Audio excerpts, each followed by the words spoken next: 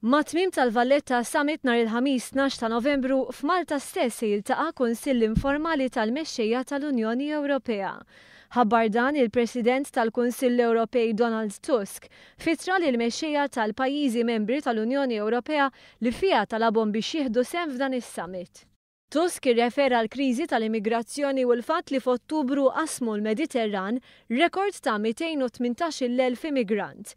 Innota kif iffaċċjat b'din ir-realtà hemm pajjiżi li ħadu miżuri waħedhom u stqar li dan jista' jkollu effett fuq iż-żona Schengen. Jekk irridu nevitaw l-għar għandna naġixxu b'mod immedjat, kiteb Tusk, li fisser għaliex irid il-mexxejja Ewropej jiltaqgħu b'mod immedjat wara l-Valletta Summit. Qal li f'dan il-Kunsill irid jiddiskuti l-passi li ttieħdu sa issa, ir-rilokazzjoni tal-immigranti, it-tisħiħ tal-Frontex u l-EASO u l-kontroll tal-frontieri tal-Unjoni Ewropea. Dan se jkompli jżid l-importanza tal-avvenimenti li se jsiru f'pajjiżna il-ġimgħa d-dieħla.